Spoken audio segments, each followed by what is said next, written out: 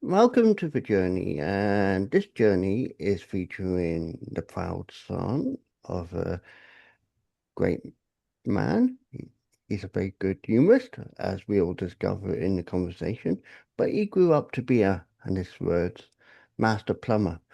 Being of French aristocracy descendants, our guest has somehow got letters his dad wrote to his brother, Morris, during and after World War II. So our guest has always wanted to be published, and here is dad, I meant, was wanting to be published, and here our guest is granting him his wish. And he's going on to be a classically trained product manager at Hewlett Packard during the 50 years that HP grew 20% a year. He also recruited by Apple, which recruited him to bring the first hard disk drive on a personal computer to market. He soon rose in Apple's management ranks to the same level as the late Steve Jobs by heading the Apple product line and providing the profits that fund the development of the Macintosh. Since 1969, he has worked on over 75 products and services at 25 small, medium, and large organizations and 11 startups covering hardware, software, services, internet, mobile advertising, SaaS, online training, video, and for non-profit public policy associations and political campaigns. He's also an author, and we are going to talk about his books as well. But I welcome David to the journey. Glad to be with you. You're welcome. Now, I touched upon that in your bio, but obviously, when you was growing up, I assume it was your dad that was your inspiration. No, actually, it was teachers that I had at school, a shop teacher, Mr. Dewey, in junior high school, and others in high school and in college. Hmm. And what inspired you the most by these teachers? My shop teacher taught me how to work with my hands. My automotive technology teacher mostly talked about philosophy. Hmm. And then after I started the flying club at the University of Michigan, one of my aerospace engineering professors, Wilbur Nelson, asked me if I wanted to start a nationwide student organization in favor of the American supersonic transport. And Yeah. not having any idea what I was getting into in my sophomore year in college, I said yes. And by the time I graduated from college, I had three people working for me and had testified before Congress, went to meetings in the White House in my my pink polyester suit, which was in vogue in the early 70s, and got me involved in public policy. Couldn't find a job out of college, so I kept the association running, moved the headquarters to Washington, D.C., not far from DuPont Circle. Lobbied Congress for the space shuttle. I was successful on that. Lobbied Congress to under Project Independence to reduce our dependency on Middle East oil and move towards alternative energy like solar and wind. I was not very successful on that. Otherwise, I was trying to prevent the problems that we have today over 50 years later. Yeah, and it just shows that you've done just that small amount, but it's a small amount that makes the difference, I believe. Yeah, it takes everybody to pitch in to build something. Yeah, it does, and the saying goes, it takes one mind, but so many people to make it happen. Exactly. So, do you feel like how you did these challenges, did you often feel like the way technology was back then, obviously, it was very, I'm not saying primitive, but do you feel like it was in such a way that it was more harder than it is if you was to look at it nowadays? If it was more what? Primitive, do you feel like it's advanced in such a way that people have developed ideas better than the way it was originally developed and people are more aware of things now? No, I think just everything has evolved over time. Some things have gotten simpler, some things have gotten more complex. Some things have become easier to do, others were very hard to do. I remember a lecture I heard when I was at Hewlett Packard and I was working on the HP 3000 mini computer software for that.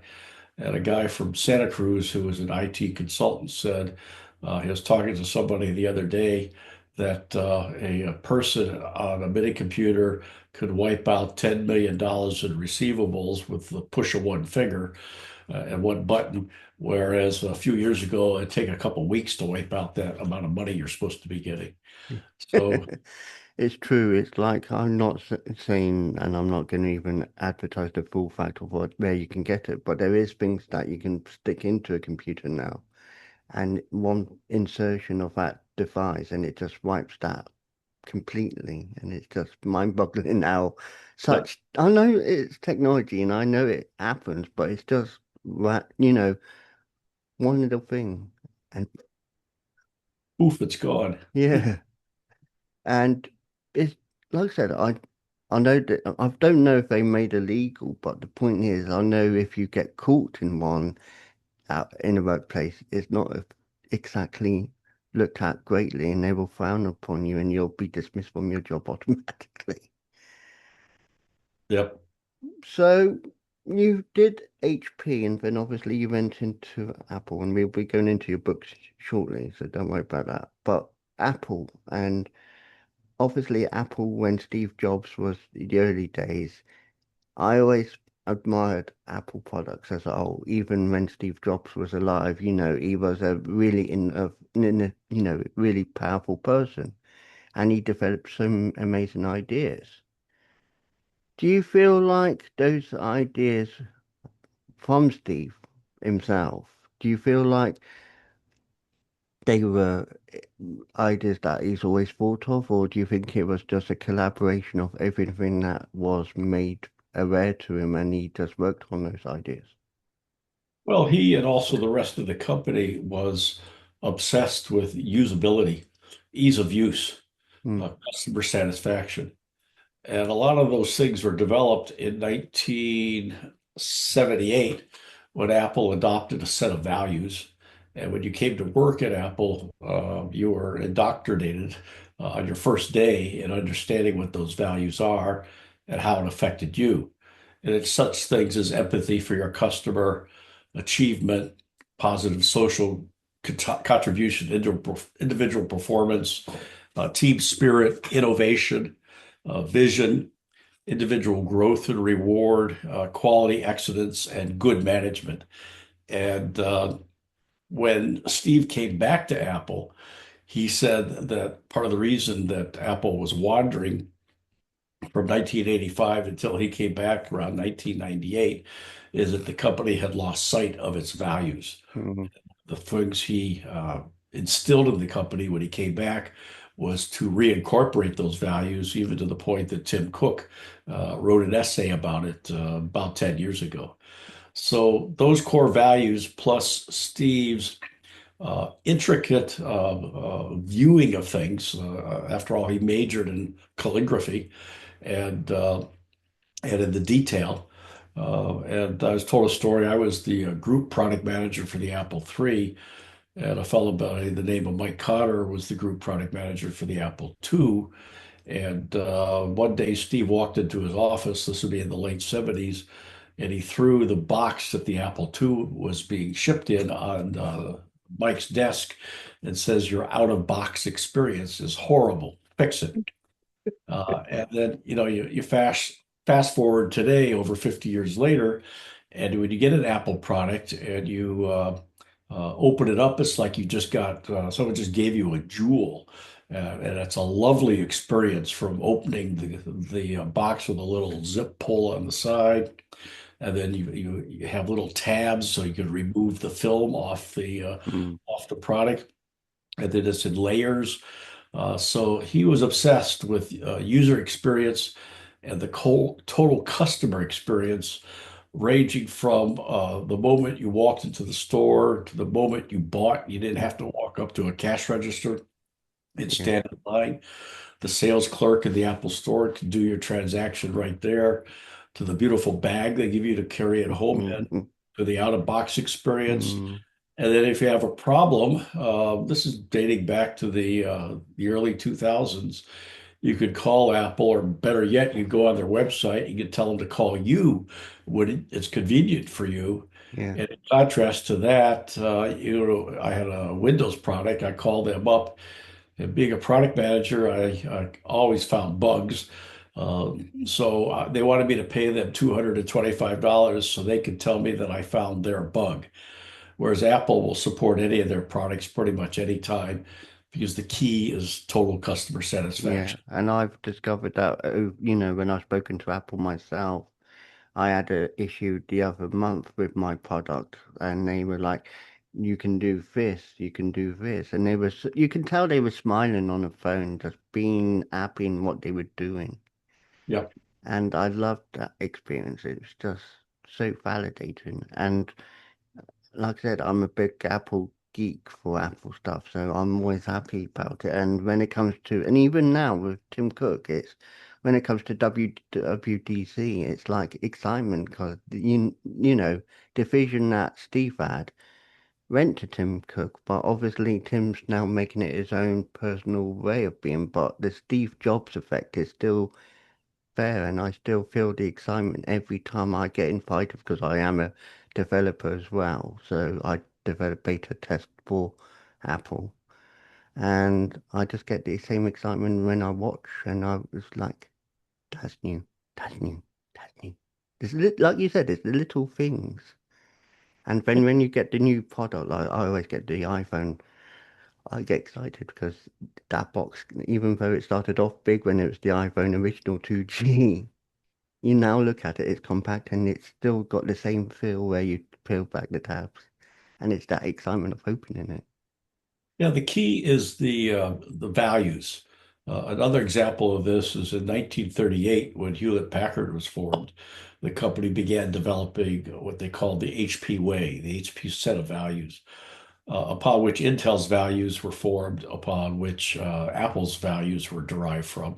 Mm, What The following of those values at HP enabled them to grow 20% a year every year in sales for 50 years, until Carly Farina came in and the late 1990s, and she threw out the values and began to centralize all decision making at the corporate level, rather than decentralizing to the individual business units, the divisions that Dave Packard and Bill Hewlett had done before. yeah. And the company's now been split up into multiple pieces, and it's kind of spinning off into oblivion ever since, as a result of not following those values. Yeah, and the sad fact is you talk about centralization. I know it's about, and I am saying this in a neutral way, I know it's about cost-effective measures why they have to centralize certain things.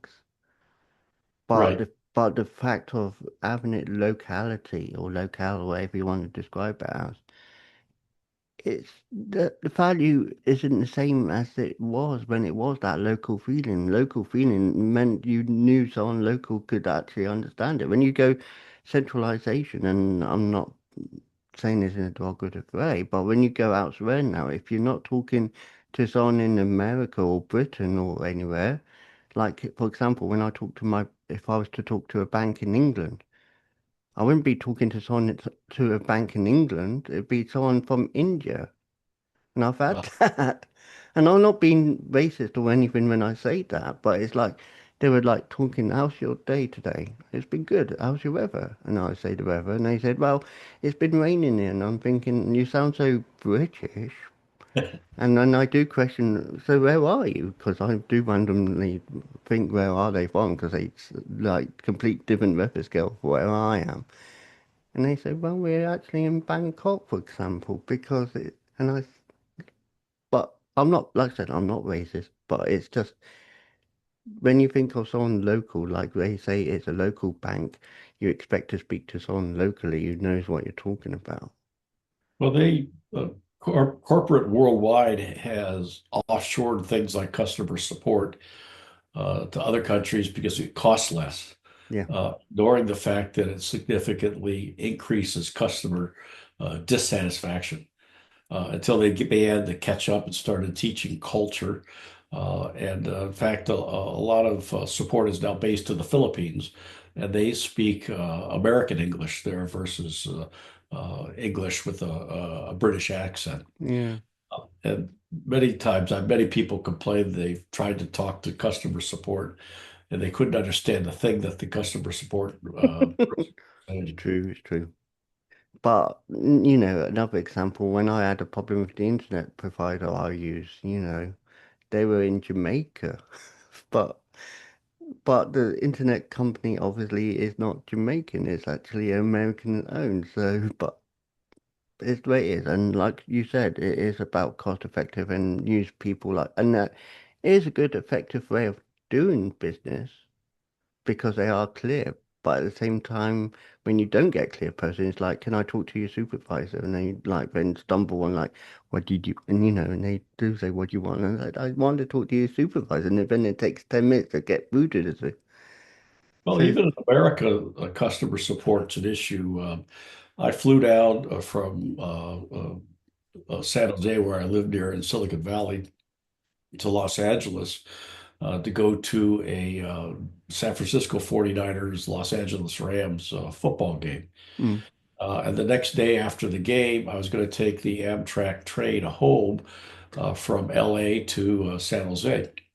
So I got to the train station about 45 minutes ahead of time, got on the train about 30 minutes before the train departed.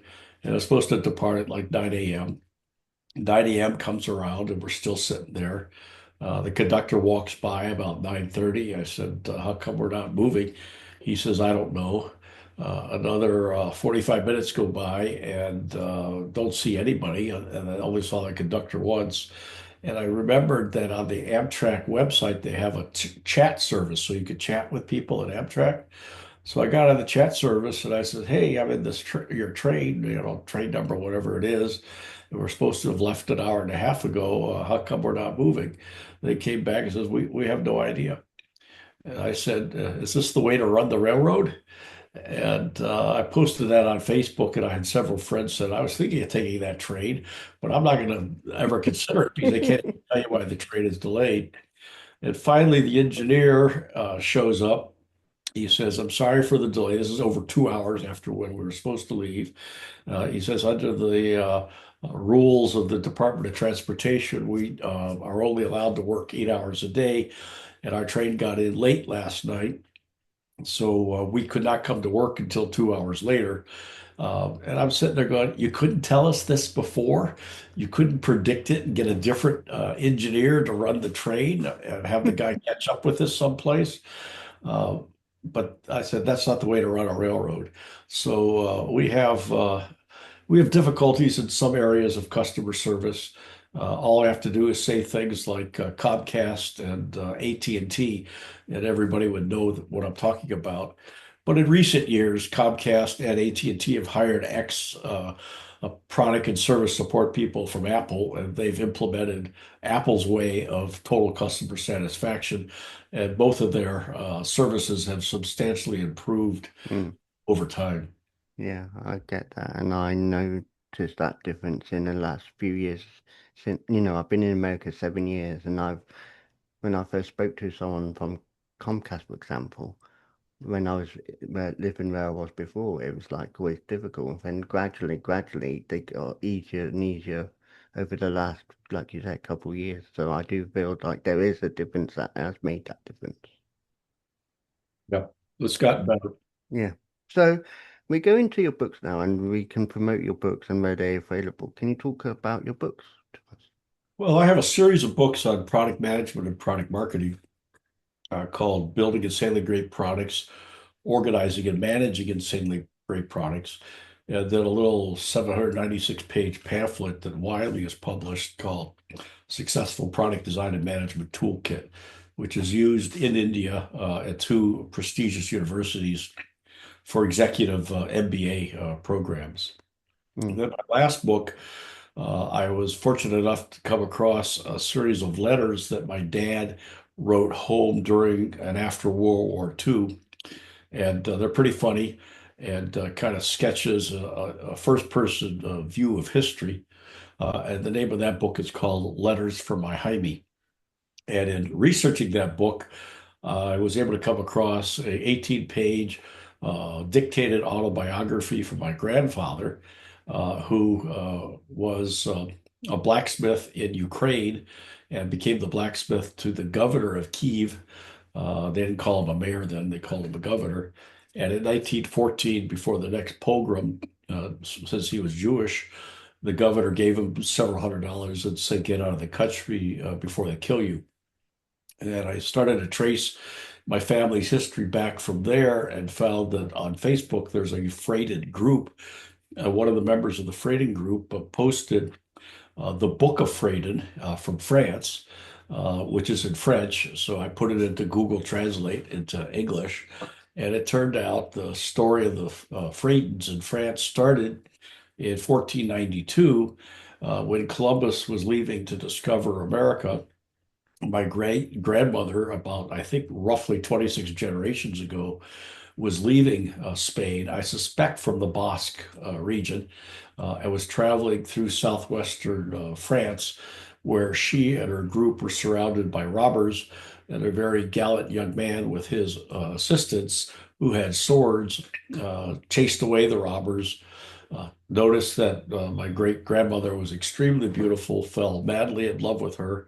They got married, had children, and their offspring became a general in Napoleon's army. Another one became the mayor of Lyon. Another one started a winery, and I understand the Fradin winery is still going strong in southwest France. And then several of them, when the French Inquisition started, uh, left and moved to Ukraine, and they thrived there for several hundred years. mm, So much so that when I was sponsoring the first American Soviet youth exchange in 1975, the Soviet science fair came to Washington, D.C. as part of detente. And I met with a group of their chaperones at the Watergate Hotel, coincidentally enough. And they started feeding me test tubes full of vodka. And before I was done, I committed to get them tours of the National Zoo, the White House, and the U.S. Capitol. And they said, "What's your name?" And I said, "Fradin." This is, "Oh, Jewish," because there's hundreds of Fradins in and around Kiev and mostly around Chernobyl. So I think many of my relatives probably still glow in the dark after the Chernobyl nuclear yeah, disaster. that was a big disaster in its own right mind. But it is funny to hear people glowing, but not but funny with a disaster. So these letters are throughout the years, starting before World War II until the late 60s. And and I went back around the date of the letters and researched what was going on in world history at that particular time to put the letters in context. And he was stationed in Guantanamo Bay, Cuba.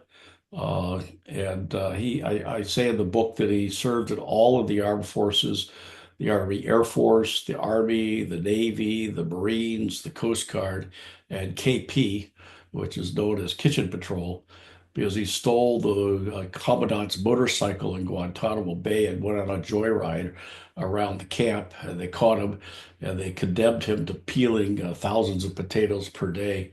And they taught him so much about cooking that growing up, he couldn't boil a pot of water without burning it. So it just shows that a lot of stories are good to share, and putting it into book form, it's just amazing because it shows people the history, the fact of how life was and how, I'm not saying it was happy, but it just shows that life was difficult. Yeah, very much so. And, I know for a fact when my late grandparents were alive, my late grandmother was born in 1922, my late grandfather was born in 1925. And obviously, my late grandmother's mum was born in 1892, so she saw both wars. But it doesn't justify how people envision how war was and how tough things were. Even if you was in a camp, you don't envision it because we don't expect it. And, it's just, in a sense, you hear of it in modern day now with the modern war, with what's happening in the world. But it's not a world war. It's not a war as bad as it was back then. Well, I asked my dad growing up if he knew about the Holocaust, and he said that he did. And I said, "Well, what did you do about it?" And he never answered the question. Mm, And my research of the book, 500,000 American Jews joined the armed forces, men and women, which equaled at the time, I forget the exact number, but I think it's like 10% of all the Jews in America signed up to fight Hitler. So yeah, American Jews did respond to the Holocaust big time. yeah, and it's just very, it shows solidarity as well, because you said roughly how many there was. It just shows that, no matter what, people were wanting what was right. Yep. So where is your book available? Because obviously, I assume it's available to buy, or your books are available to buy. Yeah, you could just go to Amazon and search for David Fradin, and I'll come up as the author. And if you're interested in letters from my Jaime, one of the things I found in the Book of Fradin is that King Louis, I forget which number, knighted one of the Fradins as a duke. And according to Aristiki, I can't even pronounce it, according to the royal families in France, the title of duke is handed down to male family descendants forever. So you have to search for Duke David Fradin in order to find letters from my Jaime. Yeah, and it does say, it says about your descendants. Duke David somehow got letters his dad wrote to his brother Morris. So it does say in your on your website, which people can also access, and I'll make sure that's in the link in the description as well. But the last question I like to ask, and is obviously a one that is one of positivity. What would you say to people technically minded or wanting to write books? What would you say to them to help them on their journey to success? Go ahead and do it, but don't plan on making any money off of it because chances of that being accomplished are fairly small. But at least you're leaving a bit of your legacy behind.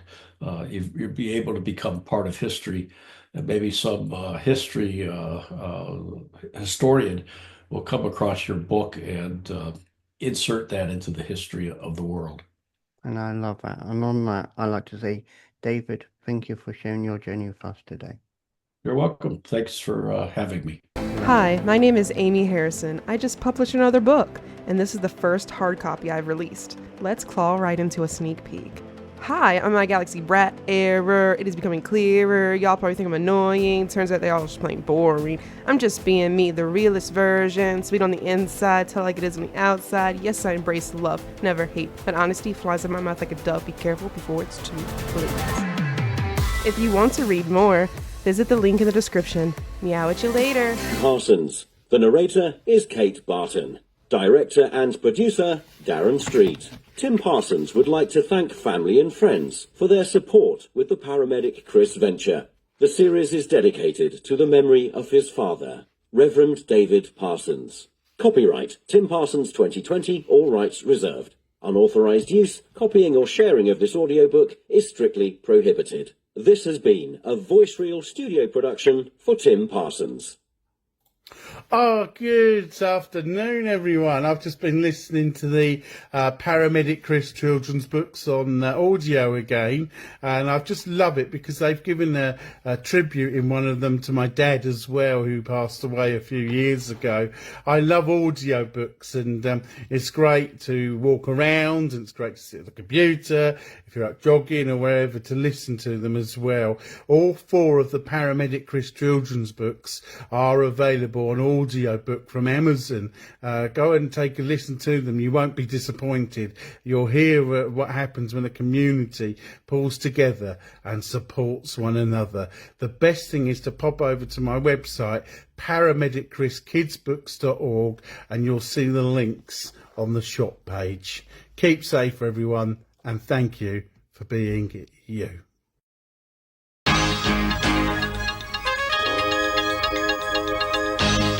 The Journey podcast explores stories of personal growth, challenges, and life-changing moments. Each episode dives into unique experiences, offering insights and inspiration for listeners navigating their own paths. I believe everyone has a story worth sharing. If you'd like to share your journey with David and others, email your story to wisewords1983@reborn.com, and it may be featured in a future episode.